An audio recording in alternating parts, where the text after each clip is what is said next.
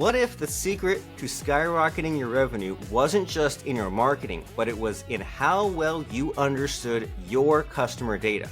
On today's episode of Marketer of the Day, we're joined by James Harenchar, President and CEO of Response Marketing Group, rmg-usa.com. They are a 35-year powerhouse agency that's quietly driving growth for giants like the Ritz Carlton, Visit Savannah, and Arkansas Tourism. And with a track record of turning raw data into ROI, Jim is a marketing strategist. He's the architect behind some of the most innovative ad tech solutions, transforming the tourism and financial sectors. If you want to know how smart data, clear KPIs, and channel-neutral thinking can completely change your business trajectory, this is the episode to listen to. Mr. Jim, glad to see you again. Robert, thank you. It's good to be here. I almost didn't know who you were talking about. Those words were so lovely. They call that imposter syndrome, saying, I'm not even sure if I'm in the right place, but I think we are, right? Exactly. We're here to help some people, and things change so much, right? They say that like data is so important, so huge. All these companies, they spend so much on your data that they just they make all kinds of decisions. You get things in the mail, you say, I never signed up for this, and they have this whole profile for you. The computing power is here, the storage is here. It's an amazing time to be alive. So what's been happening in your business and just in general, what you've seen in the past year or so since we last talked? Like what's been happening in this crazy, newfangled, data-driven marketing world?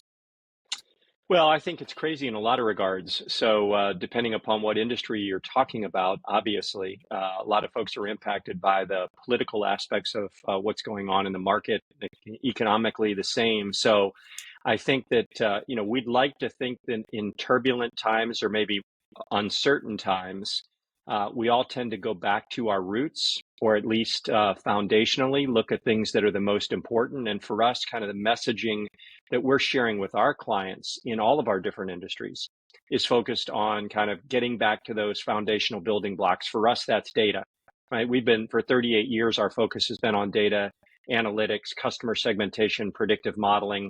We think that maybe now more than ever, that is mission critical to success, because one of the things that we can't necessarily control is what decisions our elected politicians make or don't make.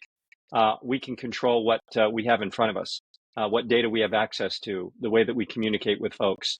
I read a recent great article that was from the Stern School at NYU, talking about how really your brand proposition, your value proposition resonates now more than ever, and branding is critical. We believe that data kind of runs, again, foundationally right along with that. So that's been our focus with our clients, is trying to, back to that, be steady, be sure, find a guiding light, stick to your primary value proposition, continue to hone that, adopt some form of test and learn, but don't stray too far, right? Don't get too high, don't get too low.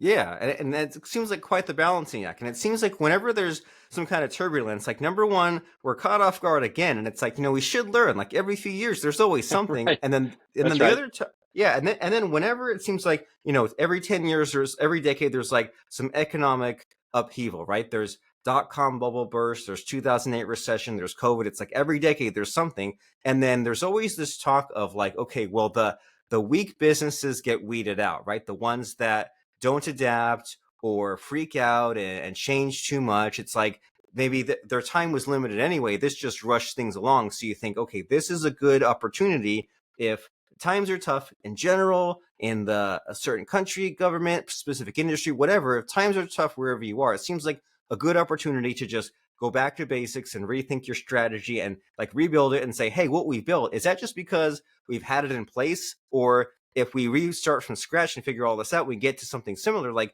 we're on the right track. And so like, what does that mean as far as when these companies like Ritz Carlton, et cetera, they come to you, you look at that branding, you look at that data, like how do you even begin to crack that nut? How do you attack that problem? Yeah, it's a great question. So I think that, as you can imagine, we've got a wide array of levels of sophistication of clients. We have some that would clearly define themselves as less mature. I don't want to say immature, but less mature. They've not been doing, data analytics, data mining, direct to consumer marketing maybe as robustly as some of their peers. And then obviously large Fortune 100 companies, it's a totally different ballgame. They're extremely invested. I think everybody is kind of navigating uncharted waters here. And so we come back to, as I said, the old-fashioned saying, stick to your knitting. I don't want to sound myopic by any stretch of the imagination. For us, I think we see three pillars. What we're advising our clients on right now is, in these uncertain times, we believe it underscores the value of collecting data.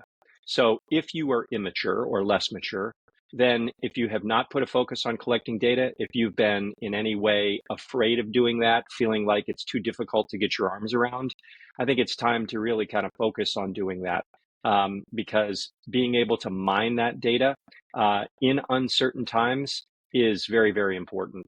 So we think enhancing, if you've got data, enhancing that data, capturing as much of that data as you possibly can in terms of knowledge about your consumer, knowledge about your prospect, opportunities that you'll be able to deploy that intelligence. Secondly, we're looking at really how do we create customer and prospect segments based on the data that you have, or if you have dark spots, black spots, blind spots, then let's enhance that data. Let's go out to a third-party resource. For example, if you have a limited amount of purchase behavior, or you maybe have a name, you have an age, and you have a terrestrial address, but you don't know a lot beyond that.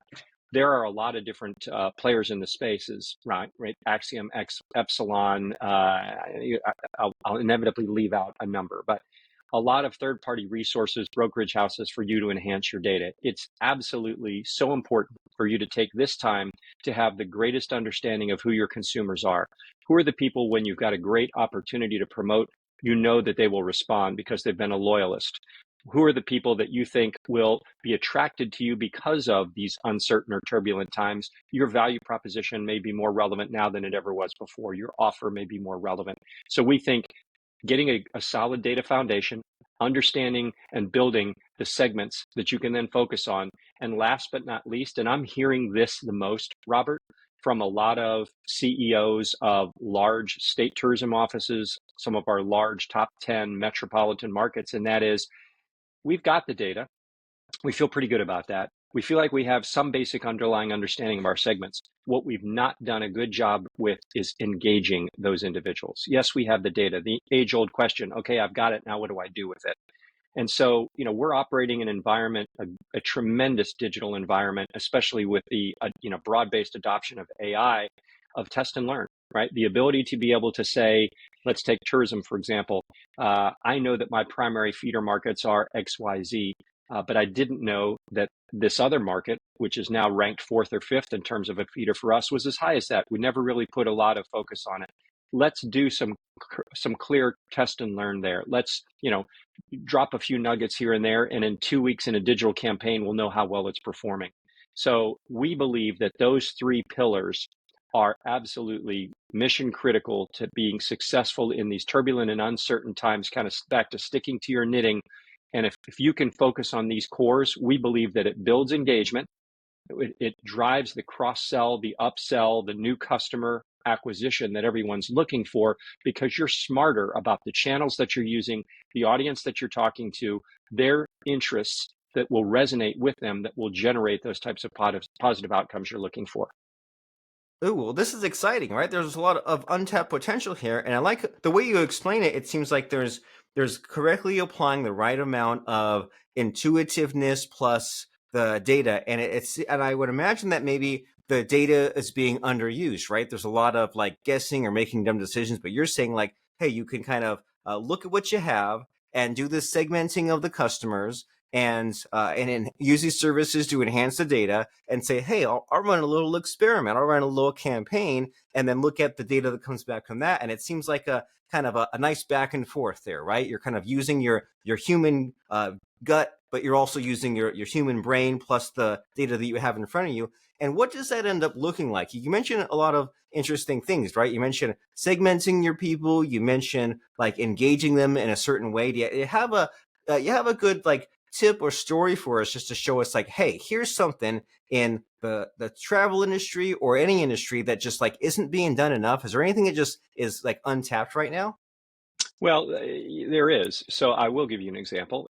One that we didn't anticipate, to be quite candid, but we were asked by a private equity firm that had been acquiring veterinary clinics to get into direct to consumer marketing. They had 153 different locations, all operating under independent names. So it was not called America's Veterinary. It had 153 some odd different names of different entities.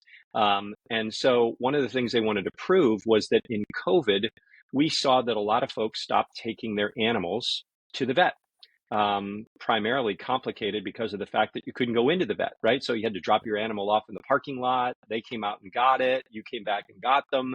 It was a phone conversation. It was really not a good situation for those of us that are pet owners. And so one of the things they recognized is revenue being generated by annual visits was all but dried up.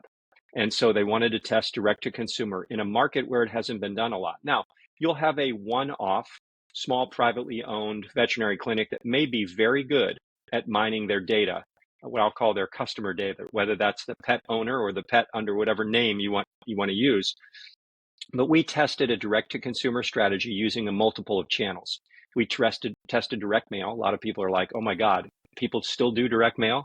And probably a lot of us, when a new veterinary clinic or a new dentist or a new eye doctor opens up in the neighborhood, you get a little small postcard. We tested something a little bit different from that, but we did have about 10% of our overall channel volume focused on direct mail to prove whether or not it still had some form of elasticity and response. And then we had social, we added social to that, and then we did email. And we had a very broad-based campaign that ran for the course of about 18 months. And I'm pleased to say that we got outstanding results. We drove over $1.5 million in incremental revenue. That was all brand new revenue because folks had just gotten out of the habit of taking their pet in for an annual checkup. Let alone some services that were a result of that, right? Things like ear cleaning and nail clippings and those types of things. We were getting north of 25% open rates on our email campaigns. The industry average now is running single digits. So to get those types of responses in an industry that really hasn't catered to a broad-based email campaign was outstanding. The client was ecstatic. And when we tested direct mail, we did it on a select basis, and we went to households that had 2 pets. Whether or not it was 2 dogs, 2 cats, or 1 of each, we found that the lift in response by adding that direct mail component was tremendous. We got about a 33% lift by adding direct mail. So here's an example of going back to mining the data. What did we have? We knew when the customer had been in there last, so the messaging was all around, we haven't seen you or Fluffy in 2 years. We'd love to get you back. We did some promotional testing to determine if there was some price sensitivity there to see which generated the greatest response. And surprisingly enough, the promo offers, they lifted slightly, but not overly dramatically. And so it was just that direct to consumer engagement opportunity. The client was ecstatic with the outcome. And that's great. And you did a lot of things right. And I love how just you're so numbers focused. You can rattle these things off, right? You weren't like looking up. You're like, hey, this was 22% this, and we had this number here. It's great to hear about. And so as far as you like approaching all this, it seems like there's like a million different variables. So do you normally look at like a series of questions you ask, or like what are the knowns or the unknowns? Like, how do you even come to all these conclusions, right? How do you decide to say like, well, let's make sure to look at the date of the last visit. Let's test on 2 pets per household. Like, how do you even like think of these things and combine the ideas? Well, I can't take but a small amount of credit for that, Robert. We've got a great team. And the fact that we've been doing this for 38 years in a variety of industries, financial services, insurance, retail, tourism, hospitality, we've been exposed to a lot of great clients who have a wealth of data that don't always know what to do with it. And so, another kind of interesting little story. We did a financial services campaign a couple years ago. So this would have been probably 4 or 5 years ago, as a matter of fact, and went into it trying to sell home equity lines of credit for the client. And they had about 300 different demographic and psychographic attributes. And we were getting ready to expose those customers to all of those attributes to determine what would lift the predictability of response. And had you asked me going in, could I give you a couple? And I'd have been, relied on the tried and true. Oh, age, presence of children, home ownership, all going to be. The number two variable besides income was presence of an SUV. Now, you can give me 25 guesses, and I would have never picked presence of an SUV. But 72% of our responders owned an SUV. That's a crazy statistic. But it tells you that while we come in with kind of a game plan and we think we know, you're always going to get some surprises. And so you let the data tell you. One of our lead data analysts always likes to say, we take the kitchen sink approach. And that is, we throw everything in and then we see which falls out at the bottom. And that becomes our guidepost. But how do you even notice that? Like something as obscure as that, as they have an SUV, is that like just noticing by flipping through all the records? Do you feed it all into AI? How do you even notice something like that? Yeah, so when you build the model, you look at which are the attributes that tend to skew the predictability, right? And so the number two variable that we found was presence of an SUV. Oh. Oh, funny. Well, amazing. And it just goes to show the power of like putting your heads together and everyone working on the same team. And I know that you're big about innovation and leadership and teamwork. So can you tell us about that? Because like sometimes these are just keywords, right? Sometimes people just talk about the platitudes and what sounds good. They repeat what they've heard. But what's really interesting is when people get the teamwork thing right? When you combine the brains and they're not fighting each other, they're all combined into a mega brain, and you merge that with the data you get, with the AI, with the experience, man, yeah, you're really cooking. So what do you really have to say about what you've built as far as your company and the people and getting these teams working together? Well, one of the things I go back to our original founders in the 80s and the 90s always used to say that, we as either owners or senior managers want to make sure that we're not seen as a tent in the parking lot. And I think that's been a guiding vision for me, is making sure that, Jim Harenchar might be the talking head that comes on great opportunities like Robert provides to me, but it's really the folks behind me that do all the heavy lifting and the work, and without them we would not be successful. So for us, we look for people that have obviously experience in our industry, but those that really kind of want to be students of the game, and the game being direct to consumer marketing. When we started, I think I told you this when we talked last time, when we started way back in the late 80s and early 90s, there were only two direct to consumer channels. That was direct mail and telemarketing. And everybody hated telemarketing because the phone rang at dinner time and dad was like, you're not answering that phone, right? So we have come so far in our 38 years of being in existence. We now struggle really to be able to make sure that we feel good about every channel. Are we experts in every one? No. That's part of the reason that we've opted not to get into media buying or not getting into the creative elements. We stick to kind of our primary focus and what's been successful for us for 38 years. We've had folks that have come and gone. We like to say, we've been very fortunate to be in the backyard with Capital One. We've had a lot of tremendous data analysts that have either learned from RMG and gone on to Capital One, or the other way around. So we've had a great relationship with that organization as they've grown to be much larger than RMG is. But we also try to accommodate our employees in the sense that, years ago, everybody came into the office, and now, we want to make sure that people are working in the space where they're the most comfortable, where we can maximize their efficiency. They like working for us, whether that's here in Richmond, Virginia, or that's scattered all over the U.S. with an array of folks around the country. Very nice. Well, it's an amazing time to be alive, right? Where you can get the right people in place and they can communicate and they can move on and they can come to you and they can work remotely. And it's just like, man, we're I don't know, this rocket ship towards the singularity. And speaking of that, we talked a little bit about AI last year, but man, in AI years, 1 year is like 20 years in the way it all goes so quickly. So, I mean, what's changed in the last few months about AI? How are you using these tools, these techniques differently? Boy, that's a great question. I'm going to confess that I'm still concerned about AI. I find it utterly fascinating. The examples that I've seen of utilization, not that long ago. I have a son who's a senior in college and a business analytics major. I don't know that if I influenced that or not, but he came back and having looked at our website and some of our case studies, and he said, if you run all of those podcasts that you do and all those videos that you've shot and all your case studies and you run it through AI, it's going to do a better job of you refreshing your website. And I was like, yeah, okay, well, we'll get to that. But I think from my perspective, I'm just blown away by the capabilities. As I say, it scares me a little bit because I think that at some point in time, I wouldn't want to be a teacher in high school or college. I can tell you that. Right. With empowering kids to have that tool at their disposal. That said, I think for us as marketers, again, if we're using all of the assets that are available to us to help craft our story and position it in the marketplace, I think that AI only makes that sharper. It resonates more. And I think there's a piece of clarity there that perhaps some of us that kind of think of ourselves as amateur copywriters get our comeuppance when we recognize how much better the AI is at writing with what we've empowered it to do.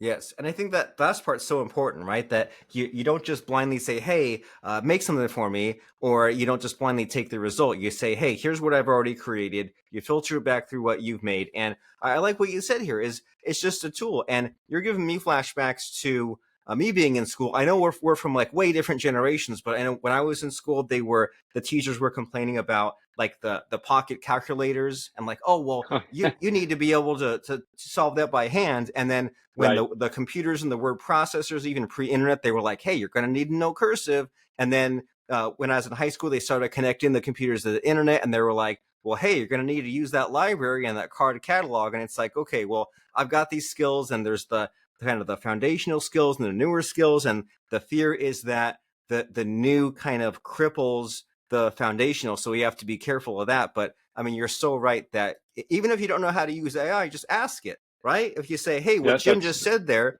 about his son said, feed in all the videos and it'll rewrite your copy. Well, how do I do that? Like, how do I put my videos in there? And it'll tell you. And then, well, what do I ask you to fix your website? And it'll tell you. And like, you do have to kind of do that still step-by-step problem solving. So you're still all using your brain. It's just a different way of thinking. And it kind of hurts my brain a little bit, but in a good way, right? I'm more administrative, more being the boss, and it's more my employee, which like, heck, a lot of those menial tasks we shouldn't have been doing anyway, right? I'm sure years ago, all the crunching the numbers and data entry, it's like now that it's more automated, you're like, why did I ever do it that hard old fashioned way?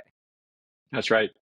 That's right. Well, well, great. Well, I mean, we've been kind of thinking about all this cool stuff and having some laughs and having these insights in these last few minutes. I want to make sure that we cover what's important to you. And I'm pretty sure I asked this question last time, but it's been a year. The answer is different. What's the missing question in our conversation? What am I not asking you about data, advertising, marketing, what you have going on? Just what's the hidden question?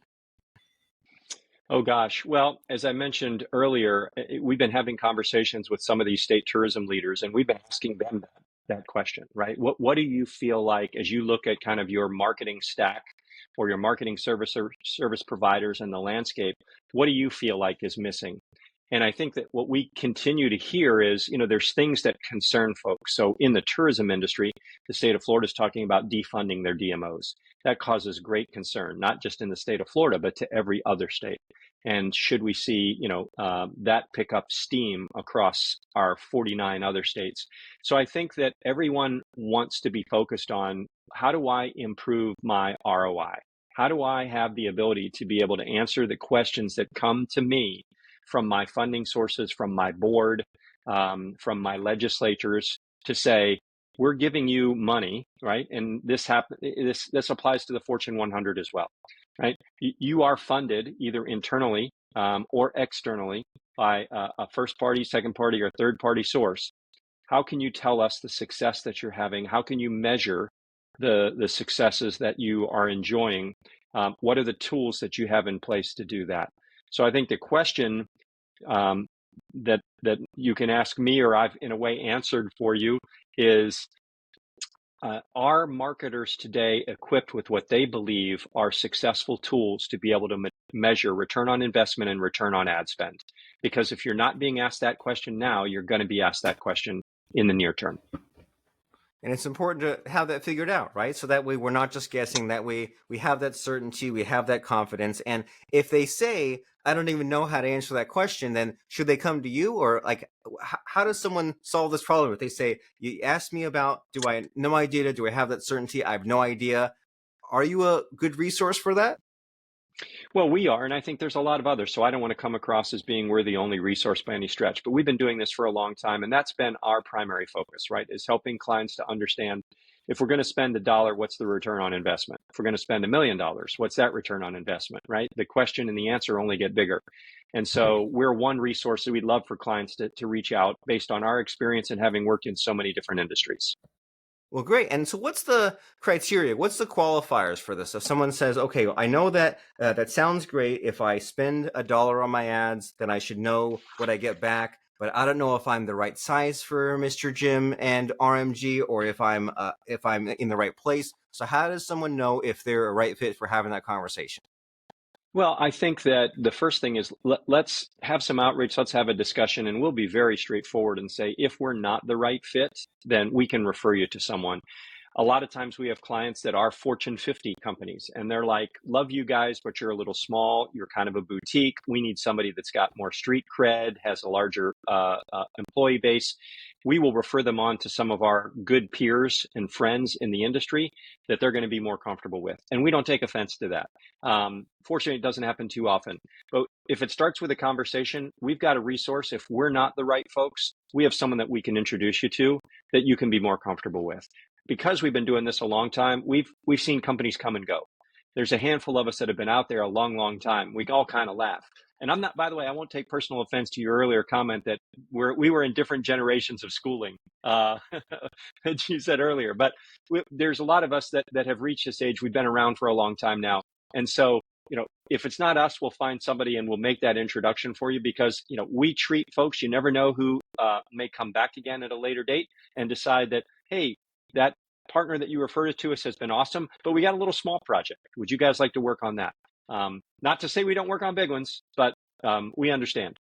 Yeah, and so it's good to have that healthy relationship maintained and have those keep those connections, conversations active because it might not be good for now, but like, hey, we have this little project, and because you were top of mind and we're too busy, like here we can have this for you. And I'm making some mental notes about some of these amazing, interesting things you said here, Mr. Jim. Like you mentioned this kind of that you ask these questions to your clients. You say like, hey, what's missing in your marketing or in your data? And that, I mean, that's got to make you stand out, right? Sometimes people just come at you and say, hey, here's the offer, here's what I got to sell you. And you say like, hey, you tell me, let me flip it on you. You tell me what's got you unsatisfied or what you would love if we could solve this problem. And so that's just so helpful. And I'm sure that even someone has this conversation with you and it's not a right fit, that always gives you like a content idea, right? Or idea for a blog post or a marketing angle. So it's still always valuable, right? Even if it doesn't lead to a transaction, there's still value there. And so if someone says,